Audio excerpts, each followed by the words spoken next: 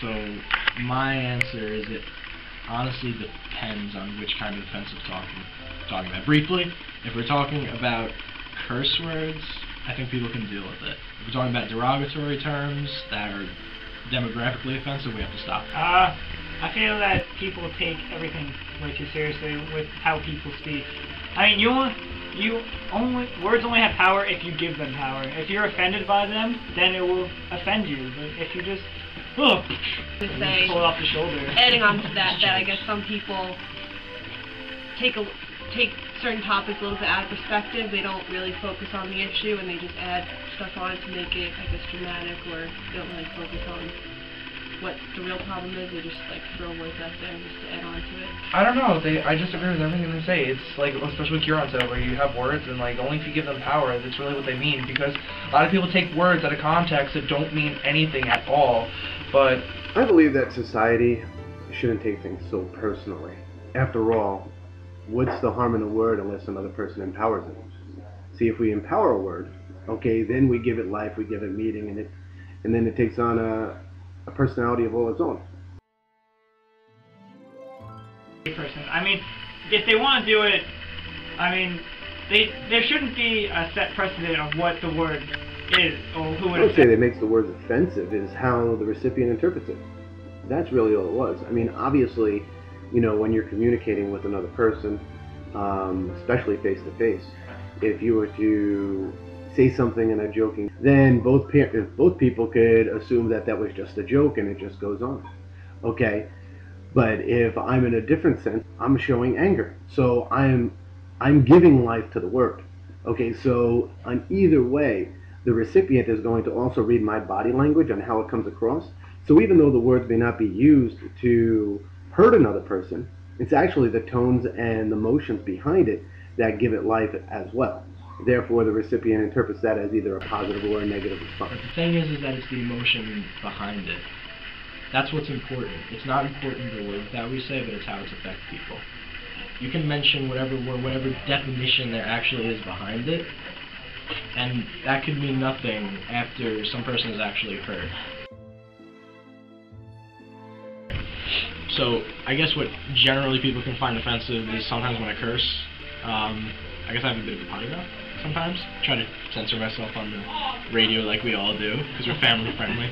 But, you know, it's when I get angry, or when I get too hyper, I might curse a bit. As offensive as I get is an F-bomb. I don't know, I guess, you know, your normal run-of-the-mill curse words. But one word that I use, usually out of context, is the word gay. I guess if some people were offended by the term gay, then, you know, my actions could possibly hurt them. But I don't use it in a way to be derogatory towards one's sexual preference. I use it in a matter-of-fact way, whereas, oh my God, that was so gay. Now, that doesn't necessarily mean it's the right way to speak or the right terminology to use, but I believe that, you know, it's just a word. It's not meant to offend anybody or anybody's personal beliefs. Alright, well, I'm going to have two opinions to this, because the first one's going to be funny. Sometimes the first instinct when I'm trying to make a joke, if someone else is telling me a joke, I'm like, oh, that's gay. Obviously, Negative. Kieran and Cole have been making fun of me because I use that a lot. It just, I don't know why I use it so much, but I do. Hopefully I haven't offended anyone in this group, because I don't think anyone is gay in this group. The second is about with the potty mouth again. Essentially, usually, as Kieran mentioned, under negative state, angry. I usually don't offend groups. I mean, if I'm offending anybody, it's because I do curse. Like I say, the F word, the S word. I do say words like that, and I don't really think that I'm offending anybody with those. I mean, if they're offended with dirty language, like, oh, F this, then yes, I'm offending those people. But that's only to bring power to what I'm saying, because I'm in a negative state. Whenever somebody's not in a negative state, they don't say words like that, you know? They're in a negative state, so they say words that that have a negative meaning, because that's how we were brought up. in my vocabulary, I love using the F word. I use it a little too much. A little too much. I think we all do. We all slip with it. Sadly, I don't think I can recall a day where haven't used it. I mean, especially my parents, I've never heard them say the phrase, wow, that's really gay. I think it was just from our age group.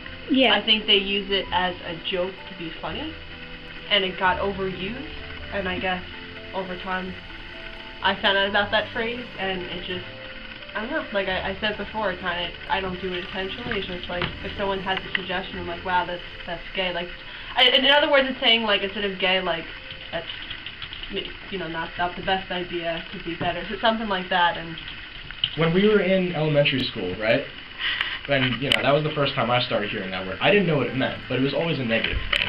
It always meant lame, I guess. That's what I kind of synonymized it with. What about you guys? Like lame, dumb, stupid, stuff like that? I don't know. I heard many different things. I thought it meant, like, that's so crazy. Like, if you jumping off the roof, oh my god, it's crazy. Gay. That's what gay means. That's in 2nd, 3rd grade. That's when I first started hearing it. Really? I guess it was weird. That's a strange one. I definitely never heard that. Okay, I don't know. Well, I think both. Okay, I think the words are used offensively. Okay, I mean, nature versus nurture. Are we born with it, or is it a learned behavior? I mean, personally, everybody as a learned whole, behavior. if words become more mainstream and they lose meaning of, like, the offensiveness, then it'll be fine. Like, the N-word now is becoming less and less, you know, offensive because it's more mainstream. Everybody's saying it. So if everybody just says it, it loses meaning, especially negative meaning.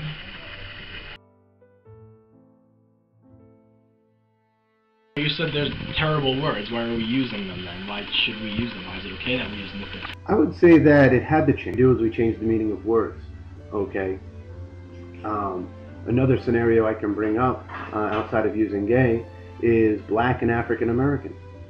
Okay, and the negative connotations that have been associated with the African American race. What that basically means is that the politicians have told us that it's not right to call somebody who is black or colored. They told us that we need to address them as African Americans. Okay, now while that's socially acceptable, not every African American individual wants to be considered African American because they didn't come from Africa. And those terminologies don't necessarily fit that individual, but we classify a group of people, okay, based on their color, which the politicians or society has deemed as acceptable, but we're not actually giving a true meaning to that race of people, and we don't necessarily know where they've grown up and where they come from. It's just better just to consider them people. Like, taking the word like out of your vocab, you would have to put a mouth filter over yourself, and you just couldn't do it. Now, there's always people who are going to be offended by whatever you guys say, even if it is the word whatever, because if you get rid of the word whatever, if you keep getting rid of words, there's no stopping how many words you'll get rid of. But there will always be people that are offended by words. But I could personally try not be offended by stuff, but I can't take words out of my vocabulary because I'm going to offend somebody either way. If we were all able to not empower a word to control our lives, okay, I would say that would be my choice.